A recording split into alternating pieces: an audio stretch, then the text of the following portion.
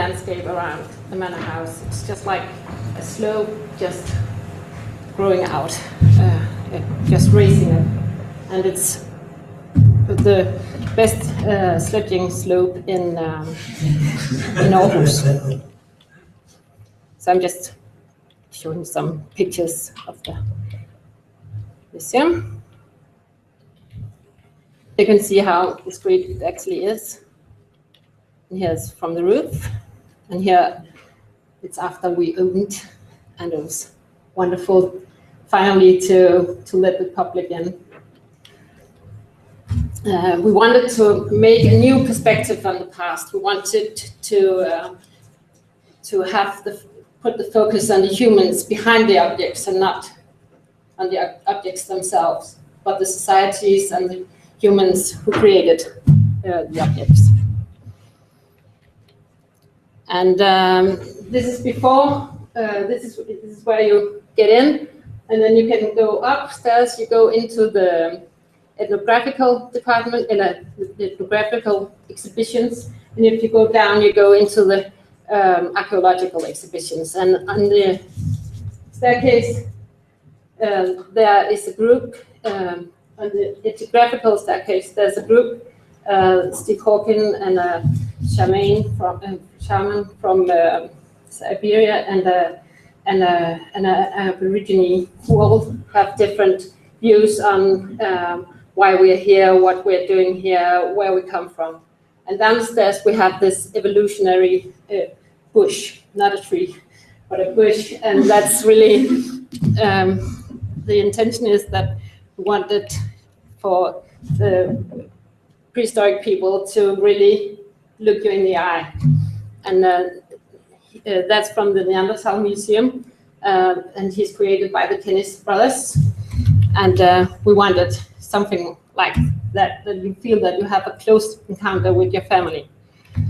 So this is one of the first sketches, and I will show a lot of sketches because you can all see the real version at Moesgaard when you come and visit us. But also to show how work progressed over time. And here's one of the Kennis brothers, and his brother is they're identical twins. So it suffices just to show him. And here you can see, even though it's not painted yet, how really realistic it is. And here you meet the family, and they are really the internet is flooding with selfies with all these early humans. As I said, we wanted to create something where we could use a lot of space, that we could have different levels. And actually, the Gunderstrup cauldron, which I'm going to tell you about later, is just placed right here. So, and this is the team behind it.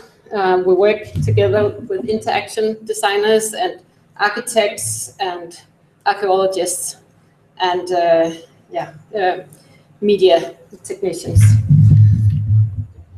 And this is one of the crude sketches, and I'll just show it just to show that we have an upper level where it's really dramatical and dramatized, and we have different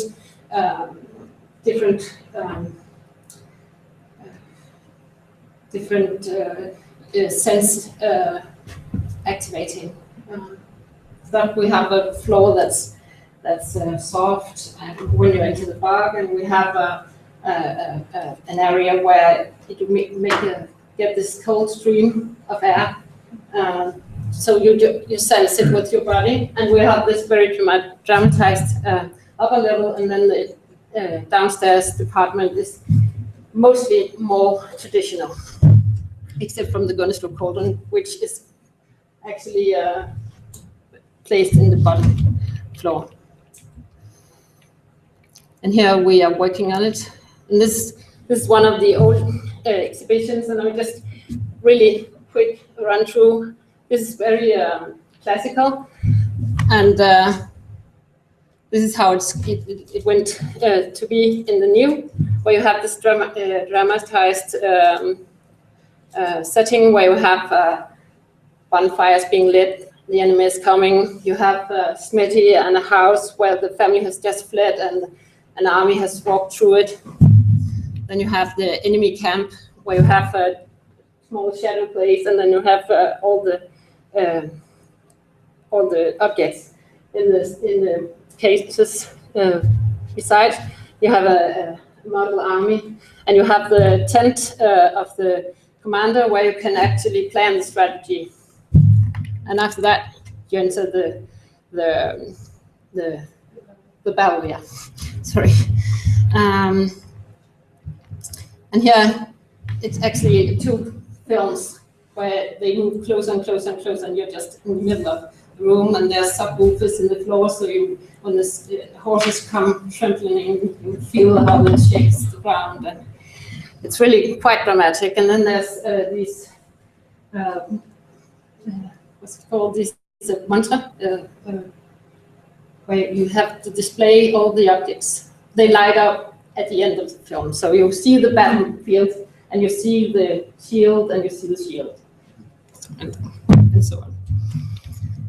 And then downstairs, as I explained, it's much more like a classical exhibition. Every exhibition room has somewhere to sit, because that was one of the really one of the experiences we had from the old museum, that you get really tired feet going to a museum. So, and this is one of the relaxation areas where we have these runic stones that are actually soft, so you can sit in them. And we have these soft plateaus with carpets on, and this is the husbands and small children are always lying there in the weekend. And this is the Bronze Age and the view out of the book, where we actually show reconstruction of the night sky in the Bronze Age in a spring time. And then we also have a projection where you really get into that cosmology and their sense of time and calendars, stuff like that. And here you have our crown piece, our bug body, rubber man, and this is the flooring here is soft, so when you stand there you actually feel as though you stand on a bug. And then you can have this peek down to him, or you can go in and just sit with him, but around him there's nothing. There's only walls. There's no mediation in that room. And also it's because a lot of people really are not really comfortable being so close to a mummified person, because he really looks like a person. So if they just want to see him, they can just take a peek and then say that I saw him. And here you can see we also have these projections going on. And these are some wordless animations that there's a bit of sound in all of the room, but only a very small amount of it. And then when you go out there, you activate the different animations, so they're not running all the time. And they connect with the objects. So it's kind of an interpretation. Why is this offering been done? And now to the object, the Gundestrup cauldron. We had this problem. We had the Gundestrup cauldron, which is quite famous. It's a soul cauldron, and it's from Romania, Bulgaria, made by 2 tribes in order for them to join alliances. It really doesn't have anything to do with Denmark as such, but it's the only thing we have in Denmark which really has all these guards and stories on it. So we wanted it to represent the kind of Iron Age religion. and we wanted people to see it. We also didn't have the original, we only have a copy. It is antiquity, because it was the cauldron was found in 1891, and shortly after this copy was made.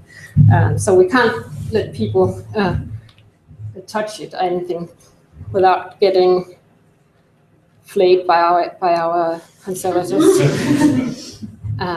But since I saw this cauldron, this Gundestrup cauldron, I've always had this urge to touch it, because you see all these fine reliefs really growing out. The guards are really protruding, and it happened that there was a competition for the best idea, MMX, which is an organization. They offered to give 350,000 kroners to the best idea, to realize the best idea. And we had this problem with the Gundestrup cauldron, what to do with the Gundestrup cauldron. And then the thing about me wanting to touch it, and the tactile the figurines from Stockholm, where I went to see an exhibition, and they had these small figurines made for the blind people, in order for them to sense how the dresses were made, or costumes were made. And then you had this audio guide on, so you could feel the figurine, and then you were explaining how you touch the hair and stuff like that. And that sense never left my fingers. So I wanted that to really also be the case for the users of the Gundestrup cauldron, that they will never forget a griffin or anything like that. So I came up with the idea that we could make a giant representation of the Gundestrup cauldron. And in the beginning, it was situated in the corner, in the bottom of the exhibition. And we really wanted to have these lights going up, so that when people were moving around, I don't know if you know this, but if you can't see anything and you move around, you move really different than you would normally do. So we saw these giant shadows being part of the exhibition upstairs. So you had this godlike humans really moving really differently. But then we were cast aside. I'm going to talk about some of the ideas that were there, but never came up also. We were moved, so we didn't have that space anymore for the Gundestrup cauldron.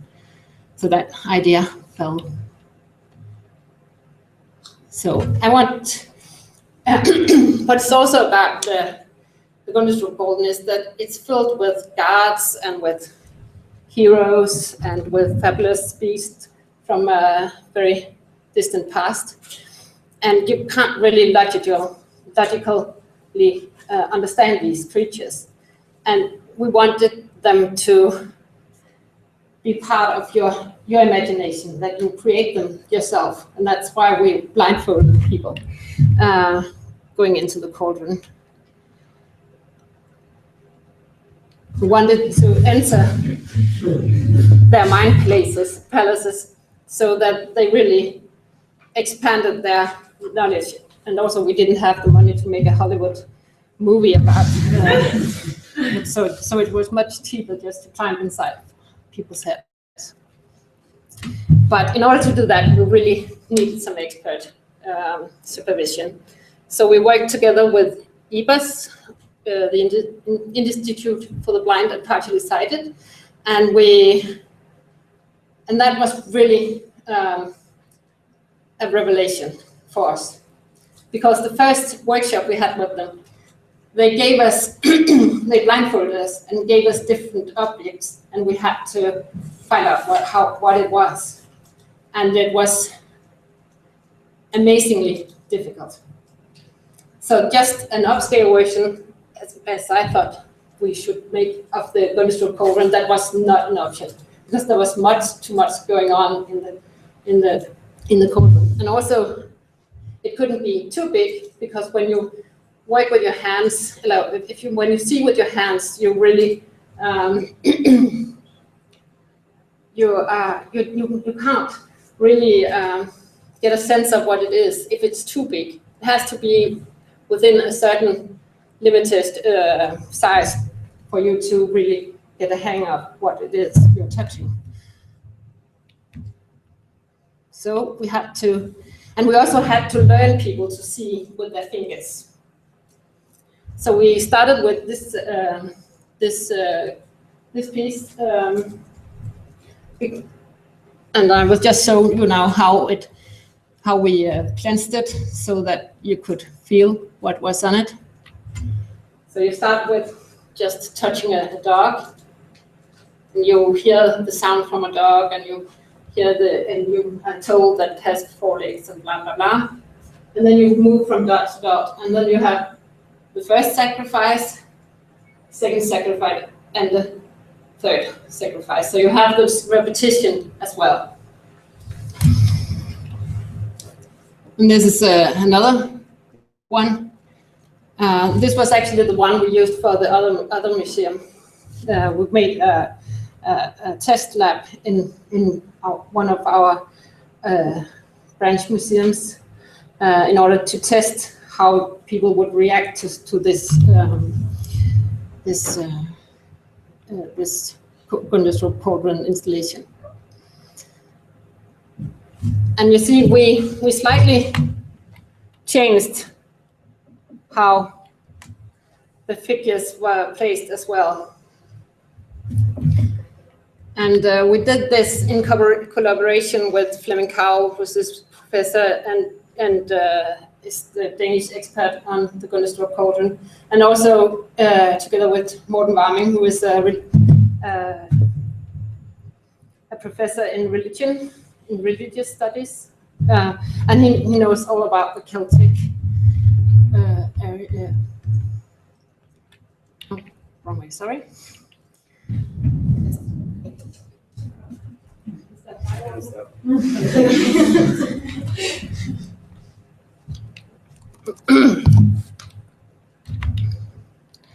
And again, we changed some of the scenes around just in order to really let you touch them one at a time. And then all this went pretty painless without any problems with the professors until this one. Because this is perhaps the most complicated of all the panels, and we feared that people wouldn't understand that it was a tree when it was lying down. So we wanted to raise up the tree so that you could better understand that it was a tree. And also, this is not a good way if you're going inside a cauldron, and then suddenly you have to go back again. So we let the riders go the other way, and then everything exploded. And that was just not an option. So we had to adjust. So that was how it ended up. The tree nicely put down again, and the snake really going towards the sun and not the opposite direction. So this is from the text exhibition. Here you have a griffin, and what we tried in the beginning was perhaps you need more than just sensing the figures. So we had a small line of holes, and then a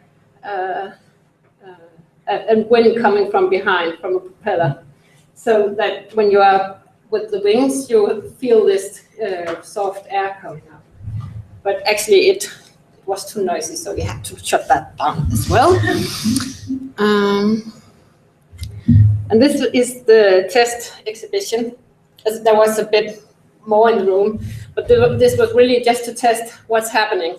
And the funny thing is that even this little closet, only with 2 drapes, really scared the hell out of children and others. They didn't want to go in blindfolded. They were really afraid of what's happening within this square meter.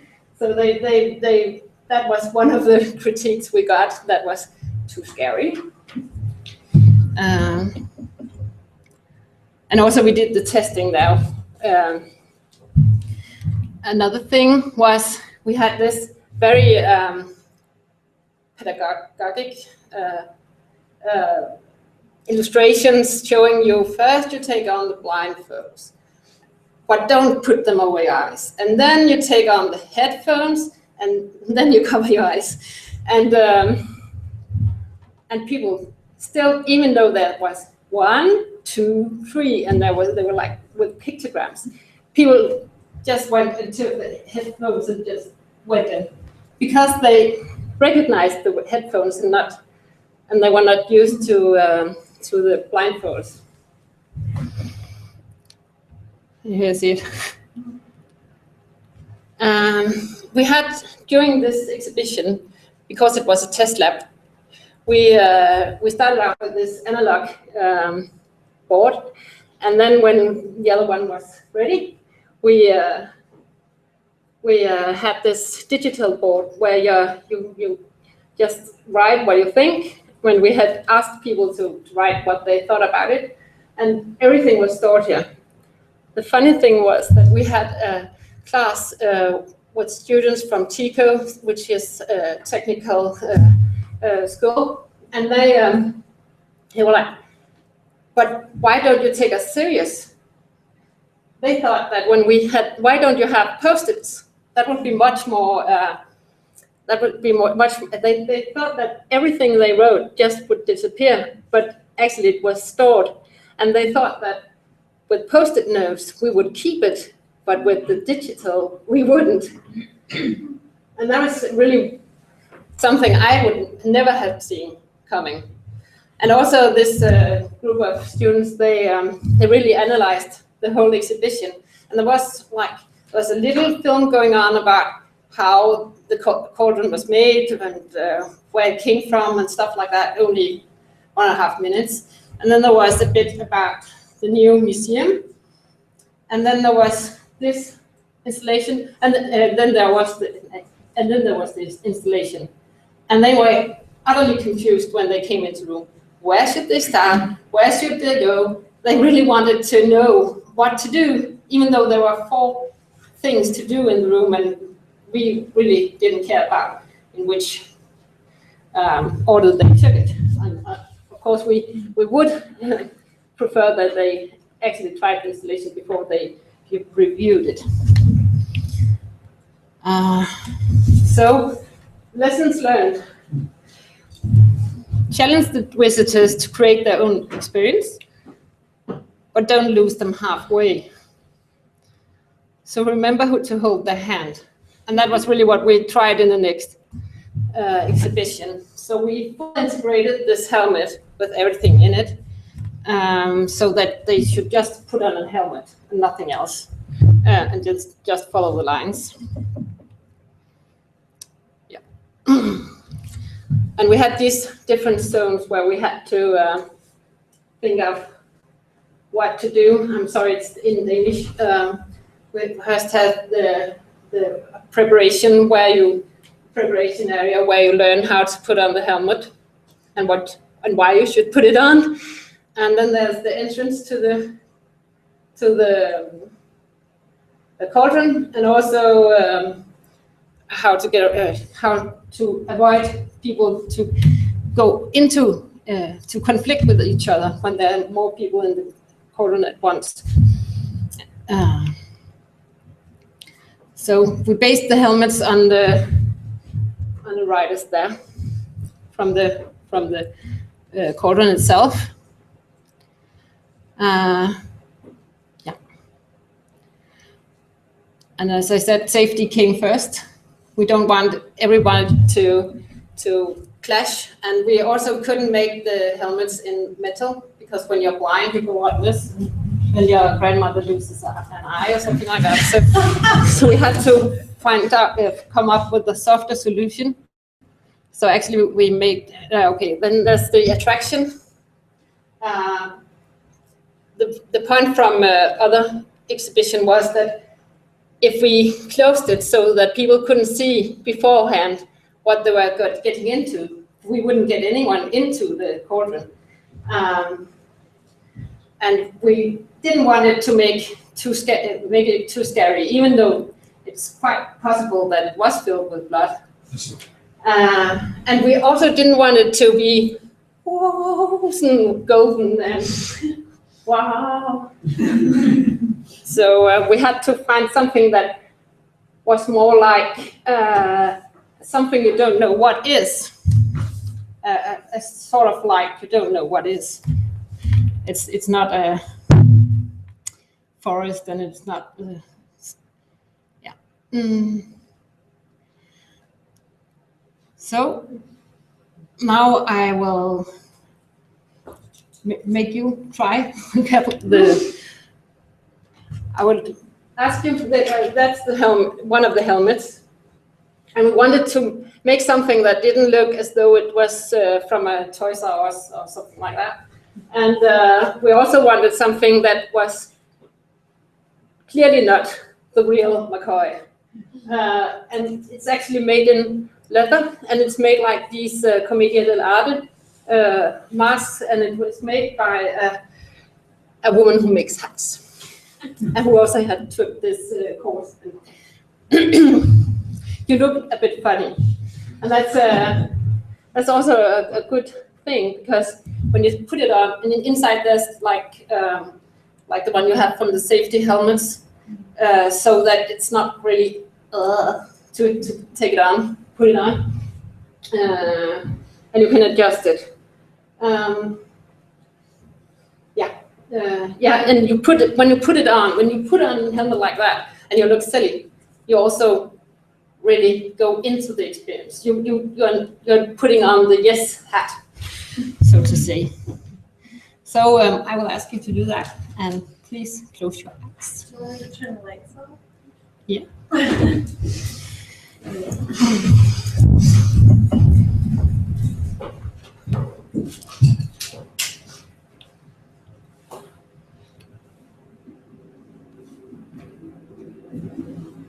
Welcome. Stand still for a moment. Listen to my instructions. I am your guide. You are about to start a journey into another world, a world filled with gods, mysteries, and magical animals. It's a journey you'll take with your ears and your fingertips, hearing and feeling your way forward. Now, listen to the rhythm of the hammers. These hammers are more than 2,000 years old. They belong to silversmiths.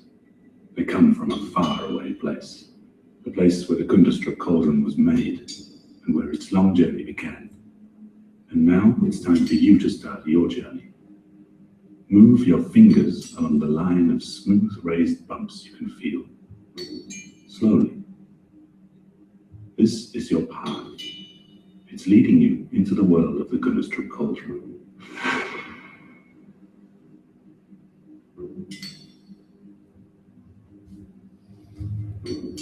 Yeah.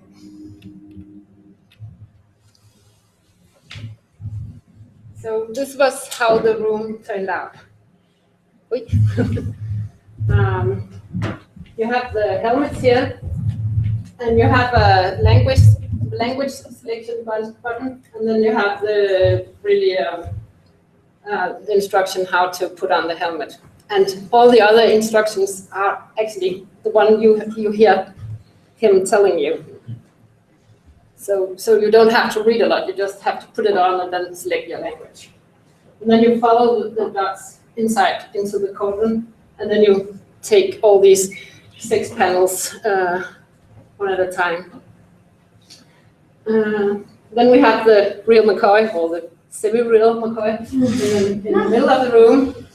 And one of the tests, one of the things we got out of the other test, and also a group of young people who we worked with during the creation of this room, was that we want to see the cauldron. That's really the sense you get when you are inside it, feeling your way, and you just, I want to see it. Really frustrated, but also it also triggers the imagination. And then we have, on the Gundestrup you have these carnixes, and we have a reconstruction of a carnix that you can touch and feel and see, and then also a reconstruction of the Siamese helmet, which is the one with the bird where the wings flaps in metal. And then we have Flemming Carl, where you can ask different questions to him, and we have a small film, just 1.5 minutes, where you just line for line just gets a quick presentation, and you have a bench you can just sit and look at that. Or we also have a Gundestrup Pixie where you can really touch each animal on it, and then there's a little story about each figure. That's just some pictures from inside the cauldron. And here we have our photographer and his 4 brothers. So this is the griffin again, and what does a griffin sound like? And according to Tim Henman, who really an amazing artist, the griffin sound like this. What kind of animal is this? Claws, a curved tail, wings on its back. It's got 4 legs, a head like a hawk. It's half lion, half bird of prey. This is a griffin. Could it be here to protect you, to devour you? And that's really how he works through all of this. Move on and follow the dots upwards. He really asks questions, really try to expand your mind. Yeah, and that's probably how a griffin looks like when you've touched it. Like, oh yeah, there's something on there, some spots there, and stuff like that. But that's really my point with it, that when you do things like that and you play with, you have to accept that it's a possibility that the outcome is just utter confusion. But that's okay. I believe that's okay. So, thank you.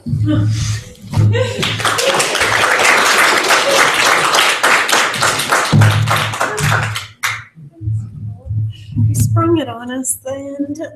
Oops.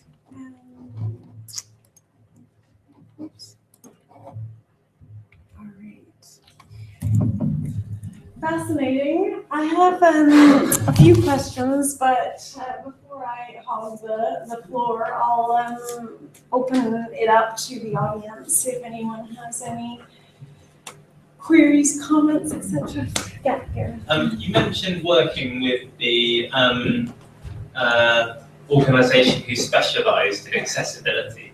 I was wondering if you could tell us a little bit about how, for you personally, how difficult it was to move away from a visual or a visual narrative or a visual sort of idea of how this sort of thing should work. Yeah. Yeah, I was quite disappointed actually, being blindfolded and touching these figures, because even though I had seen them many times, I still had difficulty really getting to grip of what it was. But when Tim helped me along the way, it opened another world for me as well, even though I knew the manuscript.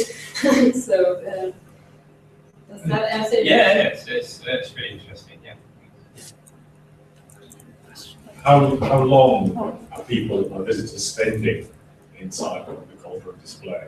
If they take the full tour, they're inside it for 15 minutes. 15? But you have to bear in mind that when you are blindfolded, your sense of time disappears.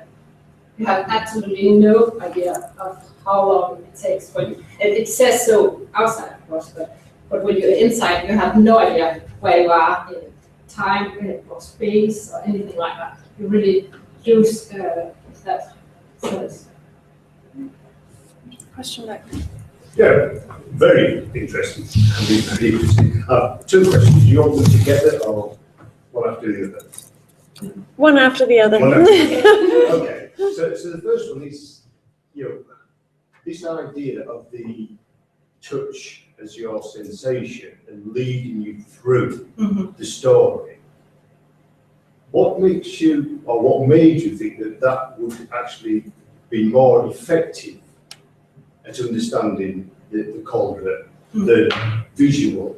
And I mean, when we all closed our eyes and we were there, and I got the sense that the experience was enhanced, but only because I was locked into it. Yeah. Visually, you can look and then move on. Yeah. But with the hood on, etc., you were being guided and controlled through it. Yeah.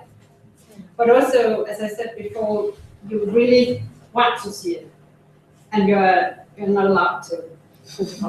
Of course, you can peek. So you really also want to see it afterwards. And for those who are able to see, they of course can afterwards. Actually, there's another layer to this installation that has not been made yet because we are out of money. But we want to make the whole room so that the visually impaired, they really can see all the room. Oh, right, not see, but all the room is also translated to them. And we had actually had all this in progress. But I mean, that's interesting that you say that people want to see the object in the end. When they see it, is it what they expected? Perhaps. Perhaps that's To be determined, I think. Yeah. but they are actually interested in it. Yeah. As opposed to when when it just was there and they like, oh, nice dogs and nice animals, then moved on. So now they really expect it. So if I'm on, my second one was a question about the wider museum. It was a fantastic building. And it seems that every exhibition there has this sensory element to it. And are you trying to allow people to experience the scenes in front of them through the sensory perception? Isn't that just a bit countered by the fact that it's this fantastic modernist building and you can't really move into that sensory experience? I think that the rooms, the photos really didn't do it justice. Really does take you into another atmosphere. And there's also the sound everywhere, and then you have this whiff of fresh air when you leave the Bronze and go into the Iron Age. So I think you are. I'm not allowed to use the word seductive. Seductive, yeah. But I think you really, and then you, without really noticing it, you are manipulated. And of course, that's a no-go in the museum world. But But is that the fact that you're moving from museum to theme park? Yeah, you could say that, but again, we have this. When I explained that we have this, the animal comes, and you have this narrative story where you really get a sense of what kind of society was these subjects placed in. When you go downstairs, you have different archaeologists arguing for different explanations than the one you just were told upstairs. So we want to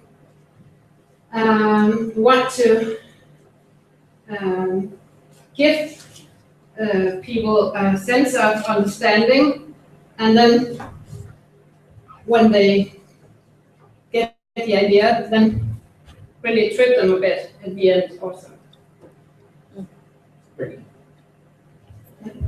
I was just wondering what response you've had from people who are visually impaired, because it must be something they don't often get in museums, is that kind of thing for them.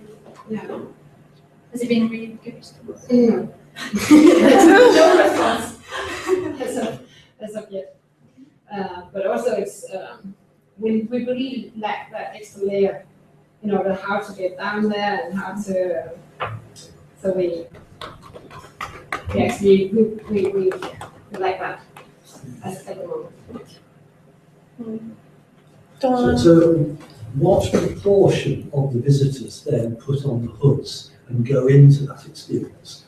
Is it most people or is it just a few? I think it depends. It depends also if they see other people do it, they tend to do it. But I've seen really women coming in with really wonderful hair, and still putting on hair. And I had this wonderful experience with a little girl who was actually too little to really, because we have like some of the pens like this high, and we had to do that because otherwise we didn't have room for it. She went in with the helmet, and she was like, bull number 2, bull number 3, and I think I want to stop now because it was too violent for her. They was kind of for this. Did you have a question? Yeah, I'm really interested in the audio. I thought the voice that was used was very reassuring, which I think says a lot about my cultural indoctrination. But I was really interested with the heartbeat at the beginning, because as soon as that came on, I felt like, oh, I'm not alone, it's okay. There's somebody here. And I wondered where that came from. Did that come from your testing? No, that came from Tim Hinman, who's an experienced soundscape maker, and he does a lot of radio. And that was really what we look for, not an actor, but someone who is used to creating pictures in people's minds without being able to show them. So, and that's also the beginning. That's why I took the beginning for you to listen to, because you're really put at a pace. So you have the hammers, you have the heartbeat, so you're not moving too slow, too slow or too quick. He's creating a rhythm for you to move it, and you follow it along the distillation. And I forgot to say that each of the figures releases a new sound, a new story. So they are, you have this connection that does this voice. Sorry, Tara. We've come on about the great ways, which is kind of interoperability with different disciplines, has assisted in creating this fantastic exhibit. Were there any periods where it was detrimental, were those difficulties working with these external parties, these interactive designers and other parties? Only when the day before we opened the exhibition and it all crashed. Because there was, it was really silly because our interaction design was really stressful the last couple of weeks, and our interaction designer hadn't slept for 3 days or 2 days at least, and he had put together the English and the Danish button too closely together, so instead of just saying, okay, we're just running with the Danish, he wanted to fix it. So he went in and tried to program his way out of it, and then it all crashed, and then there was nothing for the day after. Or actually there were, because we had also a plan B. So we have a small soundscape with just all the things joined together, made also by Tim, so that you could go in the group and then just touch the figures, and then it's not a narrative, and you don't have to be blindfolded, but you get the sense of it. There were a lot of things that I was really interested in. Like, I like the idea of using silliness, as you said, as a way to kind of break the ice and have people accept that. I think there's something really interesting at the heart of that. I like that you're working with a replica, because often that's the thing that will immediately lead everybody to say, oh, it's not authentic, you know, and somehow you've created this really fantastic display where you don't think about the replica or inauthentic nature of it really in any depth, because you're too busy exploring its dimensions. But the thing that struck me the most about your presentation was that you talked about how you had originally had the blindfolds, and then you had the earphones and all of that, and then you had to change it all because nobody understood. And it made me wonder how you do then change the visiting experience, because obviously people are coming in with so much baggage about how you properly interact with the space, and so you had to kind of come up with a creative compromise to make that happen. And I wonder, are there other examples of where you're playing around with retraining visitors and how they interact with the space? Yeah, and there's also an example where they interact with the space in a way we could have never seen coming. We have this, if that's okay, I mentioned it. We have this small representation of a grave mound from the Bronze Age, and we have these projections on it. It's only like this tall, and then when it's not projected on it, it's just white. And we have these projections where you see how it's built and how 8 different tribes go together, different people go together and really come with dirt from 8 different places and stuff like that. And the children are over the moon about this one. They use it as a sliding slope, and they lie on it and they chase the different parts around. So it really is an area where people with small children tend to be quite long. And the parents are actually trying to figure out what is going on here. Why do we have this thing? So they actually learn about this because they are forced by their children to stop and watch and learn.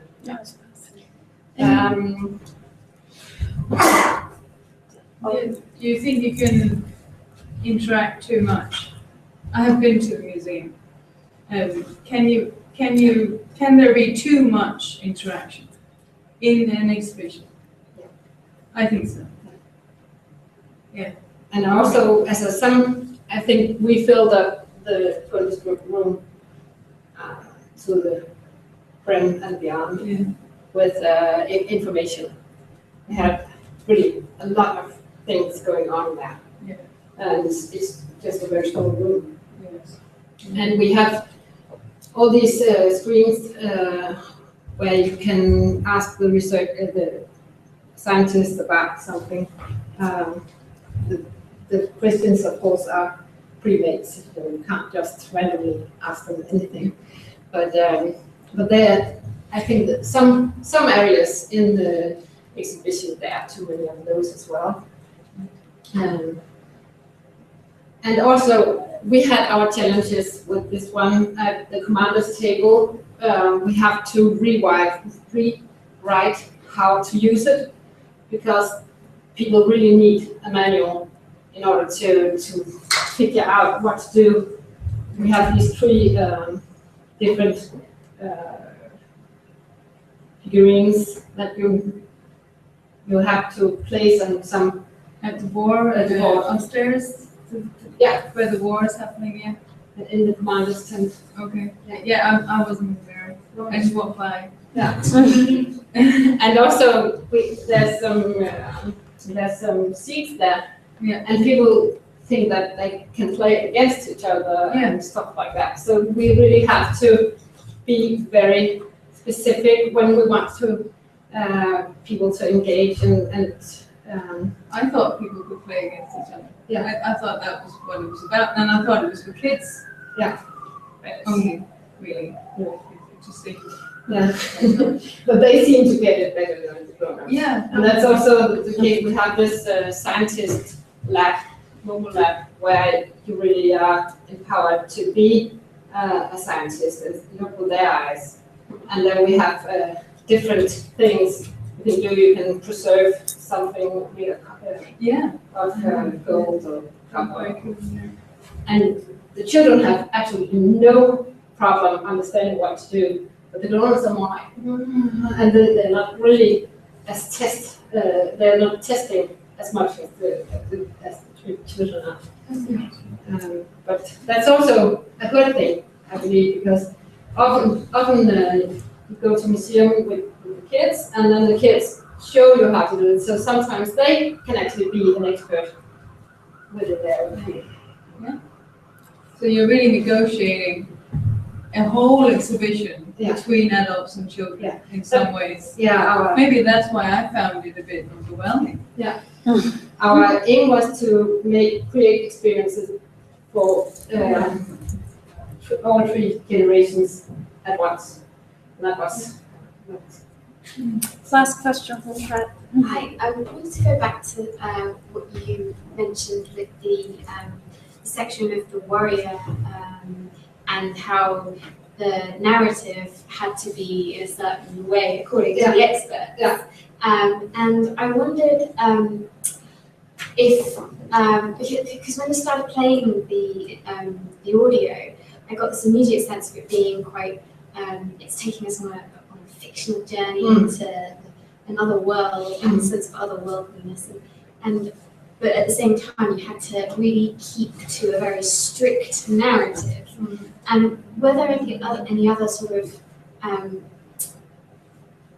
issues when you were trying to tell that narrative in a way that was beguiling to the listener as it was, and to keep to the expert opinion of what the actual narrative was? Yeah, but he doesn't really say that much. He really challenges you all the way through, makes you.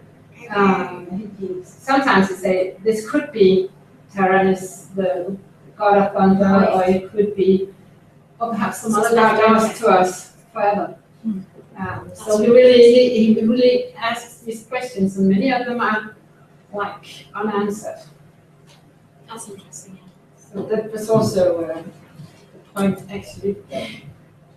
Just not say, and then it was me, and then we really wanted him to create this atmosphere of different worlds, and then they are quite different in the soundscapes.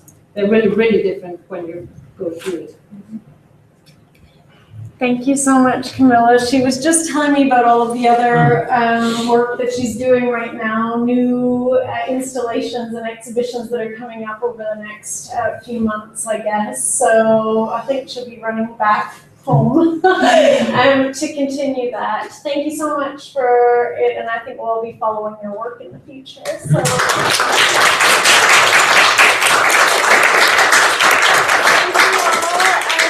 Next week for Rose Paraby, and then after that, Prof. Steph Moser for the last of the term. We're coming to the end, so finish the wine and hopefully see you soon.